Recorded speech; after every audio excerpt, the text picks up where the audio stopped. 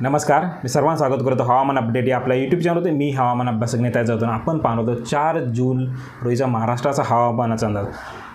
IMDच्या फोरकास्टनुसार मान्सूनने आज थोडी प्रगती केली आहे. तो अरबी समुद्रामध्ये बऱ्यापैकी दाखल झाला. याचबरोबर गोवाच्या दक्षिणेला तसेच केरळ, संपूर्ण कर्नाटकाच्या मध्य भागापासून आंध्र प्रदेश आणि याचबरोबर विशाखापट्टणमपासून पूर्वोत्तर राज्यामध्ये म्हणजे सिक्कीम या भागामध्ये सध्या स्थित झालेला आहे. येणाऱ्या 4 ते 5 दिवसानंतर दाखल होण्याची शक्यता आहे. मान्सूनची प्रगती पश्चिम घाटाला कमी जाण्याची शक्यता आहे व पूर्वोत्तर राज्यापासून बिहार याचबरोबर झारखंड ह्या भागामध्ये मान्सून पोहोचण्याची शक्यता आहे. कारण की एक WD वेस्टर्न डिस्टर्बन्स हा उत्तर भारतामध्ये येत आहे. याचबरोबर एक ट्रम्प रेषा जी तयार होते ती म्हणजे ग्वाल्हेर याचबरोबर महाराष्ट्राच्या उत्तर भागामध्ये हा या भागामध्ये एक ट्रम्प रेषा तयार होणार आहे. या ट्रम्प रेषेच्या प्रभावामुळे ही उत्तर भारतामध्ये वातावरण जे आहे ते अनुकूल बनण्यास सुरुवात होणार आहे. म्हणजेच बिहार याचबरोबर झारखंड या भागामधून ही मान्सून आगेचूक करण्याची शक्यता आहे व उत्तर भारतात बहुतांश भागामध्ये उष्णतेची लाट आता हळूहळू कमी येण्याची दाट शक्यता आहे. याचबरोबर येणाऱ्या 24 तासामध्ये राज्यामध्ये प्री मान्सून जी ॲक्टिव्हिटी आहे त्याच्यामध्ये अजून वाढ होण्याची शक्यता आहे. तापमानामध्ये मात्र कमी होईल, मात्र प्री मान्सून ॲक्टिव्हिटी जास्त वाढतील. याचबरोबर कोकणामध्ये ढगाळ वातावरण हे त्या ठिकाणी जमायला सुरुवात झालेली आहे. आज दिवसभराचं पाहिलं तर आज दिवसभर मुंबई याचबरोबर संपूर्ण कोकण किनारपट्टी ढगाळ वातावरण होतं व पनवेल या 1-2 ठिकाणी हलक्या स्वरूपाच्या पावसाचं सरी आपल्याला पाहायला मिळतं. येणाऱ्या 24 तासाचा कोकणाचा विचार जर केला तर रायगडचा दक्षिण भाग असेल, रत्नागिरी, सिंधुदुर्ग या संपूर्ण भागामध्ये ढगाळ वातावरण राहील व गुहागर, रत्नागिरी, देवगड, राजापूर, मालवण हा जो समुद्र सपाटी भाग आहे या भागामध्ये हलक्या ठेंबाची शक्यता आहे.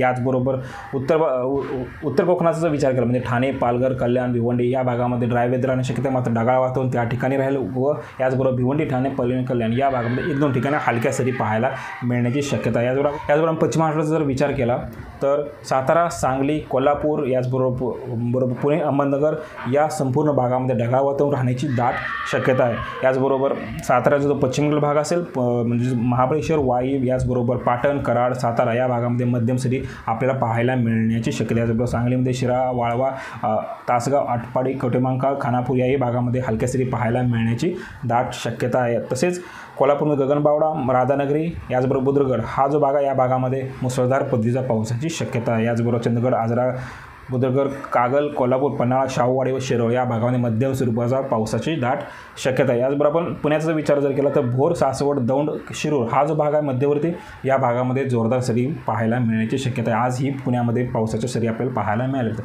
याचबरोबर सोलापूरचा विचार केला तर सोलापूरमध्ये ढगाळ वातावरण संपूर्ण राज्यामध्ये संपूर्ण जिल्ह्यामध्ये ढगाळ वातावरण राहण्याची शक्यता आहे. अक्कलकोट असेल, दक्षिण सोलापूर, उत्तर सोलापूर, मोहोळ, माढा याचबरोबर सांगोला, पंढरपूर या संपूर्ण भागामध्ये ढगाळ वातावरण राहण्याची शक्यता आहे. याचबरोबर अहमदनगरचा विचार जर केला तर नगर, पारनेर, श्रीगोंदा, कर्जत या भागामध्ये मध्यम स्वरूपाचा काही भागामध्ये जोरदार सरी पाहायला मिळण्याची दाट शक्यता आहे.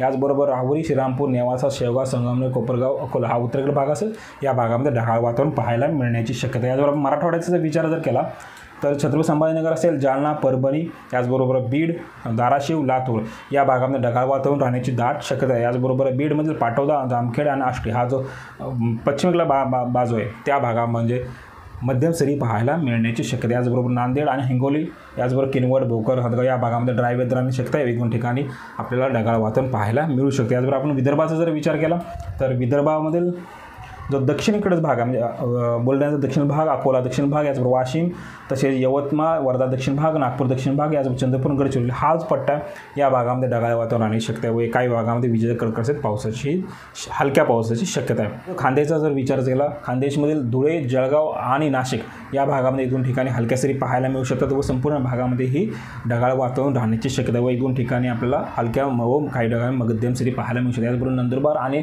नंदुरबारचा संपूर्ण भाग या भागामध्ये ढगाळ वातावरण 1-2 ठिकाणी राहू शकतं, मात्र ड्राय वेदर राहण्याची दाट शक्यता आहे.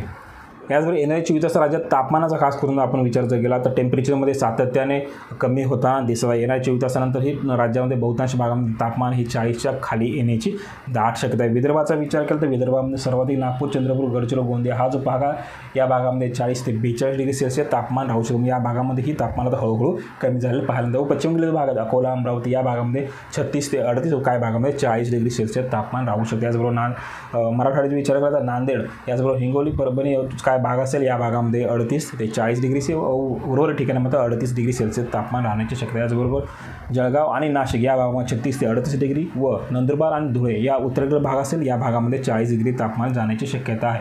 याचबरोबर नाशिक दक्षिण भाग असेल तसेच अहमदनगर पुणे या भागामध्ये 36 ते 38 डिग्री आणि सांगली कोल्हापूर सातारा जो सोलापूरचा पश्चिम भाग असेल व कोल्हापूर या भागामध्ये 36 डिग्री सेल्सिअस राहण्याची शक्यता. काही भागामध्ये 34 ते 36 राहण्याची दाट शक्यता. याचबरोबर रत्नागिरी गोवापर्यंतचा विचार जर केला या भागामध्ये 32 ते 34 डिग्री सेल्सिअस आणि